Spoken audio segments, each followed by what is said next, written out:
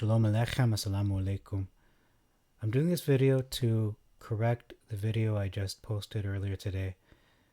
The problem was that I only looked at the Masoretic text for my source of Nehemiah 10:29. When you look at the Septuagint and you look at the original Greek, there are three words being used here. We have kataraomai, which means to curse, to imprecate evil upon. And then we have a second word being used, ara, right there. Ara means a prayer, a supplication, an imprecation, curse, malediction. Most likely does mean an imprecation or curse. The third word is orkos, which means an oath. And it's right there. I believe that's orkos, if I'm not mistaken. So we have a problem here. It doesn't, what I said being mistranslation most likely is not a mistranslation. It seems to be that this is correct. Now, allow me to explain that. So let's look at, oh, that's not it. Hold on one moment. Okay, so I was looking at Bible Art website, and essentially what they were saying was the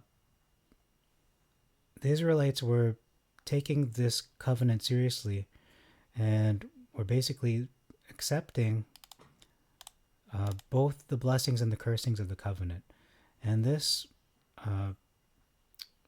link that I found asking what is the meaning of the word curse in Nehemiah 10:29 really gives more sense to this verse. So I'm going to read it from Faith Cross. What this word curse in Nehemiah 10:29 refers to is that when the people were getting ready to leave Babylon and return to Jerusalem at the end of their captivity, they were admitting that the reason God had sent them to Babylon was because they had not obeyed God's law, the Torah.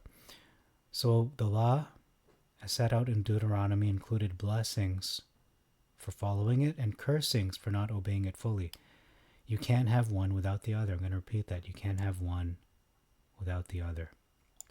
They had just finally come to the end of their 70 years in Babylon because of the transgression of the law. Now they were vowing to keep the entire law. They were basically saying, we will keep the law or we will die by the law. Galatians chapters 3-6 are good chapters to explain how we have been freed from the law unto grace by the cross of Christ. Galatians 3 says, for as many as are of the works of the law are under the curse. For it is written, cursed is every one that continues not in all things which are written in the book of the law to do them. So you can see it's not dismissing the Torah. It's saying no man is justified by the law in the sight of God. My keeping of the law, your keeping of the law, we're not justified by our own keeping of the law. It's good to keep it, but that's not the reason we're justified. It is evident, for the just shall live by faith. We live by faith. The law is not of faith. The man that does them shall live in them. Christ has redeemed us from the curse of the law, being made a curse for us. Okay, what is this faith? It's the faith in Jesus Christ. For it is written, cursed is every one that hangs on a tree, that the blessing of Abraham might come on the Gentiles through Jesus Christ, that we might receive the promise of the Spirit through faith. So it's faith that Jesus Christ's righteousness has been imputed to us, and it says the promise of the Spirit. That's the Parakletos. The law was set down through Moses 430 years after God made covenant with Abraham to send a Messiah through his descendants. The law was given as an intermediary system until the product of faith should arrive, which is Christ. Galatians 3:23-24 says, before faith came, we were kept under the law, shut up unto the faith, which should afterwards be revealed. Wherefore the law was our schoolmaster to bring us unto Christ, that we might be justified through by faith. And I want to also bring up other scriptures, such as where Jesus Christ said, I have not come to abolish law, abolish the law. He came to fulfill the law. So again, not saying he's doing away with the law. He's saying we should obey the law, but it's not our keeping of the law that makes us righteous. In fact, we are cursed if we think that. We are righteous because we believe that Jesus Christ, his righteousness, his blood is upon us and has cleansed us from our sins.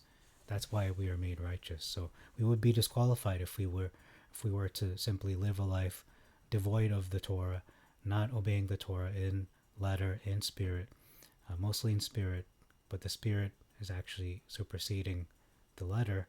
For example, we have the law of do not murder, but it says in the spiritual aspect of that law, do not even hate. So you can see it's even a higher expectation, a higher standard. So I hope that makes sense. Wanted to address this because it is a topic that it bothered me when I posted that, and then really looked deeper into it and realized, you know what, there's more to this from at a glance. There's more to it than meets the eye, so you have to really dig deep into the original, the Septuagint, the Greek, and then look and try to reconcile what does it mean when it says here, they bound them under a curse, entered into a curse, into an oath. So they're saying this oath, it's not that the covenant is a curse itself, but when you enter this covenant, you accept that if you don't obey it, you will be cursed. You will be bound by those curses, but you are also inversely bound by the blessings as well if you do obey. Okay, so that's all for this video. I hope it gives more sense to this this potentially controversial verse. And with that, I thank you for your time and bid you all shalom aleichem, assalamu alaikum, irini mazisu, pax vobiscum, peace be unto you, and maranatha.